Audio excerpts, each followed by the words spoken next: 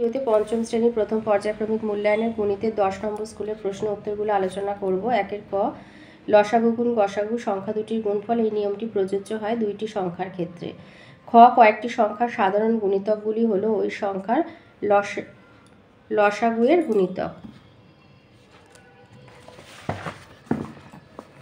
গ, 5360 সংখ্যাটিতে 3-এর প্রকৃত মান স্থানীয় মানের প্রকৃত মান হচ্ছে 3 আর স্থানীয় মান 300।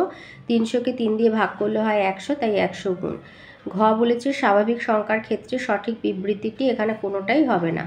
উঙ, কোনটি সঠিক নয়? যৌগিক সংখ্যা 3টি গুণনীয়ক থাকে, 3-এর বেশিও থাকতে পারে, তাই জন্য এটা সঠিক নয়। জতে দিয়েছে মিশ্র ভগ্নাংশকে অপ্রকৃতকে নিয়ে যাও। অপ্রকৃত ভগ্নাংশে নিয়ে যেতে গেলে শুধু লবটা তৈরি করতে হয়, হর পাল্টায় না। তো এই মিশ্র ভগ্নাংশের হর যেটা, সেটাই হর থাকবে, শুধু লবটা তৈরি করব। 13টা হলো পূর্ণ সংখ্যা, পূর্ণ সংখ্যার সাথে হর গুণ করে লব যোগ করব। তাহলে 7 13 হচ্ছে 91 যোগ 2 7, তাহলে হচ্ছে 93 এর 7। ছতে বলেছে একটি জোড় সংখ্যার একটি বিজোড় সংখ্যার যোগফল সর্বদা কি সংখ্যা হয়? তাহলে জোড় সংখ্যা হচ্ছে 4, বিজোড় সংখ্যা 3। 4 আর 3 যোগ করলে হয় 7, তো 7 একটি বিজোড় সংখ্যা। বর্গীন জতে দিয়েছে বড় থেকে ছোট সাজাও। তো সবার বড় 65,257, তারপরে 65,249, 65,232 আর সবার ছোট 65,212। 2-এর কতে দিয়েছে 36,789 দিনে কত বছর, কত মাস, কত দিন হয়? তো যেহেতু 36,789 দিন আর এক বছর হয় 365 দিনে, তো 365 দিয়ে ভাগ করে দেবে। একবার যাবে 365, বিয়োগ হয়ে 2, এবার 8 নামলো, যাচ্ছে না, 0 বসিয়ে 9 নামালে,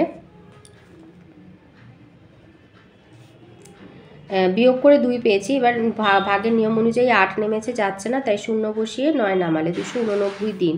তাহলে এটা হবে 10 বছর।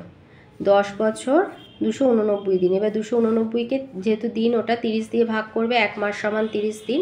তাহলে এটা যাবে 289 এর মধ্যে 30 যাবে 9 বার, 3 9 27 মানে 270, তাহলে 9 19 দিন। তাহলে 36,789 দিন মানে 10 বছর 9 মাস 19 দিন। খতে দিয়েছে 44টি গোটা লিচু আর 66টি গোটা কালো জাম সর্বাধিক কত জনের মধ্যে সমান ভাগে ভাগ করা যাবে? যেহেতু সর্বাধিক বলেছে, গসাগু করবে। 44 আর 66কে 2 দিয়ে ভাগ করলে হয় 22 আর 33, তাকে 11 দিয়ে ভাগ করলে 2 আর 3, তাহলে গসাগু 2 গুণ 11 22, তাহলে সর্বাধিক 22 জনের মধ্যে সমান ভাগে ভাগ করা যাবে। গয় দিয়েছে গসাগুর সাহায্যে লসাগু নির্ণয় করো 14 আর 21। তাহলে গসাগু এইভাবে ভাগ প্রক্রিয়ায় গসাগু করবে। তো গসাগু হচ্ছে 7। তাহলে আমরা জানি দুটি সংখ্যার ক্ষেত্রে লসাগু সমান সংখ্যা দুটির গুণফল ভাজিতক গসাগু।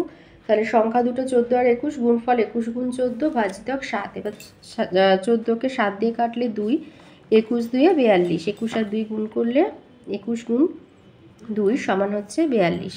21কেও 7 দিয়ে কেটে দিতে পারো, 3 3 14 42 হবে, তাহলে লসাগু হচ্ছে 42। ঘতে দিয়েছে 1 থেকে 10-এর মধ্যবর্তী মৌলিক সংখ্যাগুলোর যোগফল। মৌলিক সংখ্যা 2 3 5 7, যোগফল 17।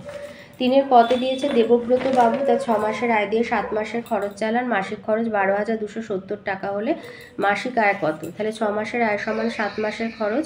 1 মাসের খরচ 12,270 টাকা, 7 মাসের খরচ 7 দিয়ে গুণ করে দেবো।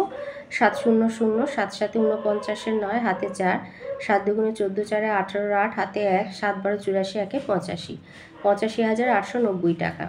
তাহলে 6 মাসের আয় 85,890 টাকা, 1 মাসের আয় 6 দিয়ে ভাগ করে দেবো। তাহলে 6 1 6, বিয়োগ করে 2, 5 নামলো 25, 4 6 24, বিয়োগ করে 1 পেলাম, 8 নামালাম, 3 6 18। এবার 9 নামলো, একবার যাবে, 6 1 6, 3 0 5 6 30, তাহলে মাসিক আয় 14,315 টাকা।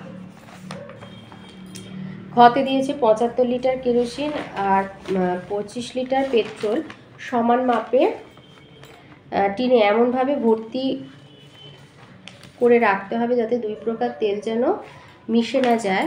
কমপক্ষে কতগুলি টিনে করা যাবে আর প্রতি টিনে কত লিটার তেল ধরবে? তাহলে 75 আর 25-এর গসাগু বের করবে, 25 হবে। এবার 75কে 25 দিয়ে ভাগ করলে 3 আর 25কে 25 দিয়ে ভাগ করলে 1, তাহলে মোট টিন লাগবে 3 যোগ 1 4টি। মোট তেল 75 যোগ 25 100 লিটার। তাহলে 4টে টিনে মোট তেল আছে 100 লিটার, একটা টিনে আছে 100 ভাজিতক 4 25 লিটার। তাহলে কমপক্ষে 4টি টিনে করা যাবে আর প্রতি টিনে 25 লিটার তেল ধরবে।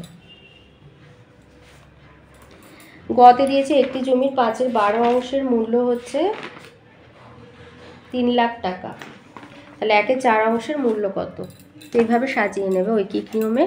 জমির পরিমাণ অংশ আর মূল্য হচ্ছে টাকা। তাহলে জমির পরিমাণ এবং দাম বা মূল্য সরল সম্পর্ক।